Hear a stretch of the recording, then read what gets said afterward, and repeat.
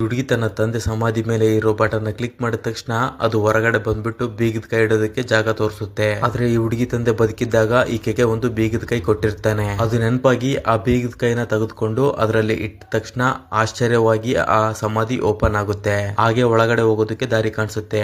ಆಗ ಈಕೆ ಒಳಗಡೆ ಹೋದಾಗ ಅಷ್ಟರಲ್ಲೇ ಅಲ್ಲಿ ಒಂದು ಸೀಕ್ರೆಟ್ ರೂಮ್ ಕಾಣಿಸುತ್ತೆ. ಅಲ್ಲಿ ಕೆಲವು ವಸ್ತುಗಳು ಇರ್ತವೆ. ಆ ವಸ್ತುಗಳು ತನ್ನ ತಂದೆ ವರ್ಷಾನುಗಟ್ಟಲೆ ಕಷ್ಟಪಟ್ಟು ಸಂಪಾದನೆ ಮಾಡಿರೋದು. ಹೀಗೆ ನೋಡ್ತಾ ಇರ್ಬೇಕಾದ್ರೆ ಅಲ್ಲಿ ಹಳೆ ಕಾಲದ ಒಂದು ರೆಕಾರ್ಡರ್ ಕಾಣಿಸುತ್ತೆ. ಆಗ ಈಕೆ ಅದನ್ನ ತಗೊಂಡು ಓಪನ್ ಮಾಡಿ ನೋಡಿದ್ರೆ ಆಕೆ ತಂದೆ ರೆಕಾರ್ಡ್ ಮಾಡಿದ ವಿಡಿಯೋ ಒಂದು ಪ್ಲೇ ಆಗುತ್ತೆ. ಆದ್ರೆ ಆ ವಿಡಿಯೋದಲ್ಲಿ ಅವರ ತಂದೆ ಈ ರೀತಿ ಹೇಳಿರ್ತಾನೆ, ನಾನು ನಿಜವಾಗಿಯೂ ಸತ್ತೋಗಿಲ್ಲ, ಮನುಷ್ಯರು ಜಾಸ್ತಿ ವರ್ಷಗಳ ಕಾಲ ಬದುಕೋಕೆ ಗಿಡಮೂಲಿಕೆಗಳನ್ನು ಕಂಡುಹಿಡಿಯಲು ಒಂದು ಐಲ್ಯಾಂಡ್ ಗೆ ಹೋಗ್ತಾ ಇದೀನಿ ಅಂತೇಳಿ ಆ ವಿಡಿಯೋದಲ್ಲಿ ಹೇಳಿರ್ತಾನೆ. ಇದರಿಂದ ಈ ಹುಡುಗಿ ತನ್ನ ತಂದೆ ಬಿಟ್ಟೋಗಿರೋ ಮ್ಯಾಪ್ ನ ತಗೊಂಡು ಒಂದು ದೊಡ್ಡ ಬೋಟ್ ನ ತಗೊಂಡು ಆ ಐಲ್ಯಾಂಡ್ ಗೆ ಹೊರಡ್ತಾಳೆ. ಆದ್ರೆ ಅರ್ಧ ರಾತ್ರಿ ಆಗೋಷ್ಟರಲ್ಲಿ ಆ ಸಮುದ್ರದಲ್ಲಿ ತುಂಬಾ ದೊಡ್ಡ ದೊಡ್ಡ ಅಲೆಗಳು ಬರೋದಕ್ಕೆ ಶುರು ಆಗ್ತವೆ. ಇದರಿಂದ ಈಕೆ ಪ್ರಯಾಣ ಮಾಡ್ತಾ ಇರೋ ಬೋಟ್ ಗೆ ಏಟ್ ಬಿದ್ಬಿಟ್ಟು ಆ ಬೋಟ್ ನಲ್ಲಿ ನೀರ್ ಸೇರ್ಕೊಳ್ತವೆ. ಇದರಿಂದ ಈ ಹುಡುಗಿ ಇನ್ನೇನು ಮಾಡಕ್ಕಾಗದೆ ತನಗೆ ಬೇಕಾಗಿರೋ ವಸ್ತುಗಳನ್ನು ಬ್ಯಾಗ್ ನಲ್ಲಿ ಇಟ್ಕೊಂಡು ಆ ಸಮುದ್ರದೊಳಗೆ ಜಿಗಿದು ಬಿಡ್ತಾಳೆ. ಹಾಗೆ ಹೇಗೋ ತುಂಬಾ ಕಷ್ಟ ಪಟ್ಕೊಂಡು ಆ ಸಮುದ್ರದಲ್ಲಿ ಈಸ್ಕೊಂಡು ಒಂದು ಐಲ್ಯಾಂಡ್ ಗೆ ಸೇರ್ಕೊಳ್ತಾಳೆ. ಆಗ್ಲೇ ಈ ಹುಡುಗಿಗೆ ಆ ಐಲ್ಯಾಂಡ್ ನಲ್ಲಿ ಬೆಟ್ಟದ ಮೇಲೆ ಒಬ್ಬ ಮನುಷ್ಯ ಕಾಣಿಸ್ಕೊಳ್ತಾನೆ. ಆ ಮನುಷ್ಯ ಬೇರೆ